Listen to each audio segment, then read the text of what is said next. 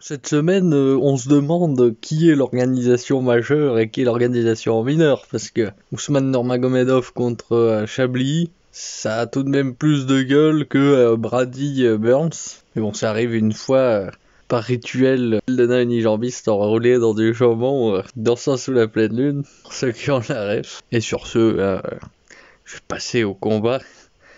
Je vais arrêter mes divagations.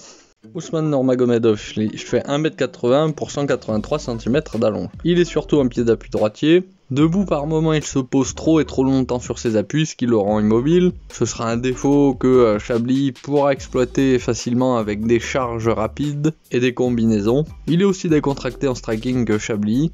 Par contre, il a une garde avec les mains plus éloignées qu'Alexander. La vitesse de ses amenées au sol, elle est parfaite par contre pour intercepter un combattant léger sur ses appuis et mobile comme les Chablis, ce qui devrait le faire hésiter à se déplacer autant après plusieurs amenées au sol.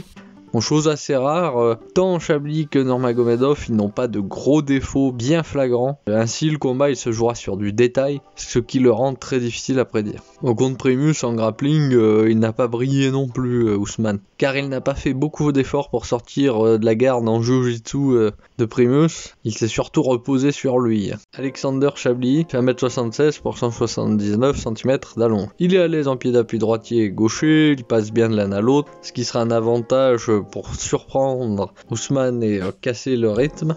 Il est léger sur ses appuis, très mobile dans le bon sens du terme, puisqu'il sait se poser sur ses appuis quand il le faut. Contrairement à certains qui bougent sans arrêt, lui, il bouge quand c'est nécessaire. Cette qualité, ça lui permet une excellente gestion des distances, et ainsi de toucher sans être touché, comme il l'a fait contre Patrick Pitbull.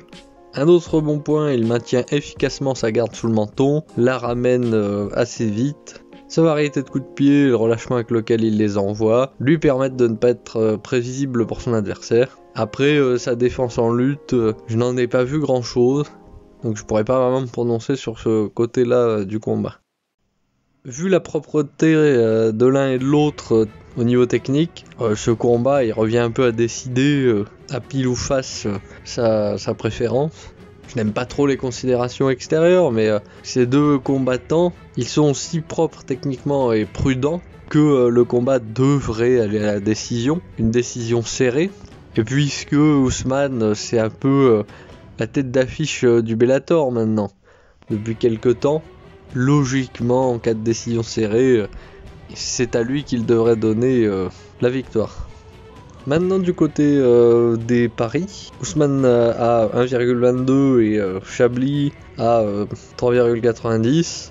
L'écart excessif, il faut la note de C à ce pari, puisqu'à 1,22, cela rend le rapport risque-bénéfice peu attractif. Et à l'inverse, Chablis, il a surtout une fenêtre de victoire en mettant Nurmagomedov KO, ce qui a quand même peu de chances d'arriver, vu que, en plus d'une prudence et d'une bonne défense, Nurmagomedov il peut compter sur sa lutte pour ralentir le combat, pour se sortir d'une mauvaise passe quand Chablis l'aura sonné. Les rageux, ne prenez pas les choses trop à cœur. Vous savez, sur YouTube, vous n'assistez pas à des cours magistraux en ingénierie. Si c'est ça que vous voulez, inscrivez-vous dans des prépas, hein, et ne me cassez pas les couilles. À tous les autres, dites-moi ce que vous pensez de tout ça en commentaire, et je vous retrouve pour la prochaine carte de l'UFC. Ici, rien qu'ici, on récolte la moitié du sel français. Et il est bon, hein.